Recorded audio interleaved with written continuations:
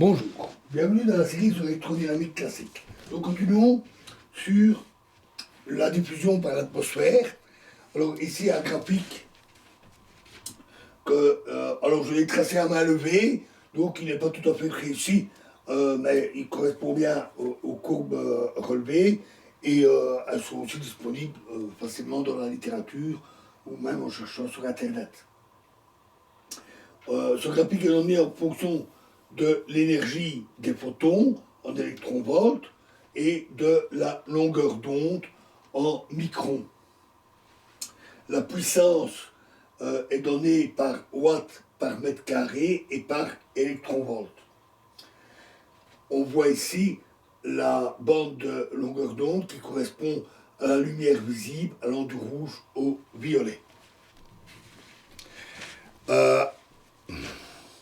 Donc, cette figure illustre la situation réelle. La courbe A montre ici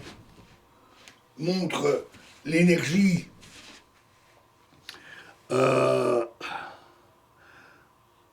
qui donne en fonction de l'énergie des photons le spectre de puissance du rayonnement solaire arrivant sur la Terre, donc qui heurte la Terre à très haute altitude.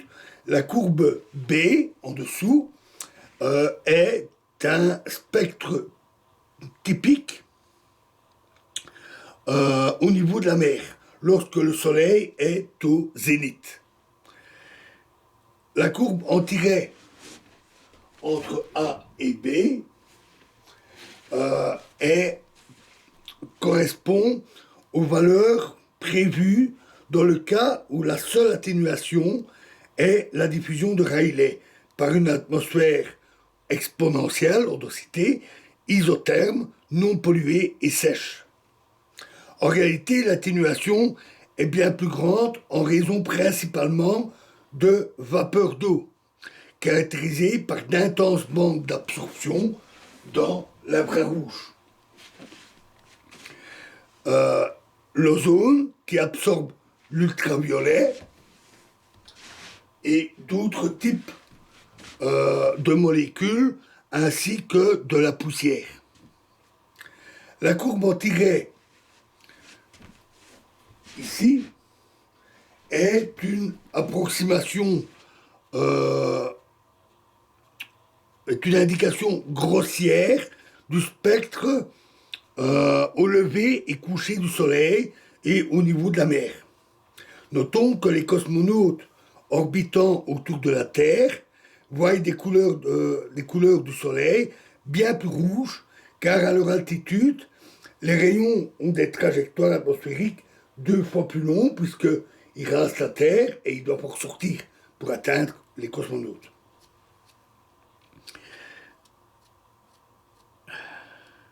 Alors, la polarisation de la lumière solaire diffusée a été expérimentalement étudiée par Gehrels.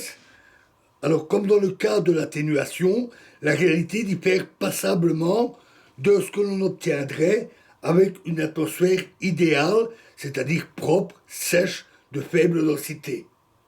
À 90 degrés, la polarisation est fonction de la longueur d'onde et atteint un maximum d'environ 75% pour 5500 angstroms.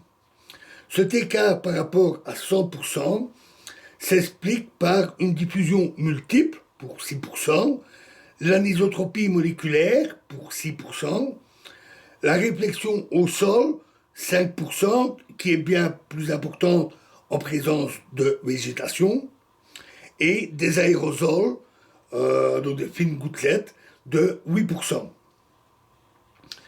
La formule du coefficient d'extinction se distingue en ce qu'elle contient le facteur 1 sur n.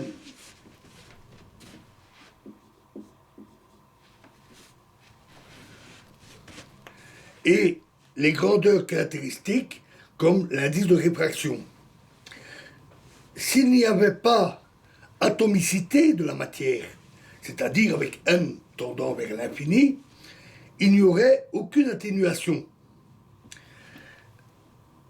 Inversement, l'atténuation donne la valeur de n. Dans la correspondance avec Rayleigh, Maxwell insiste particulièrement sur ce point.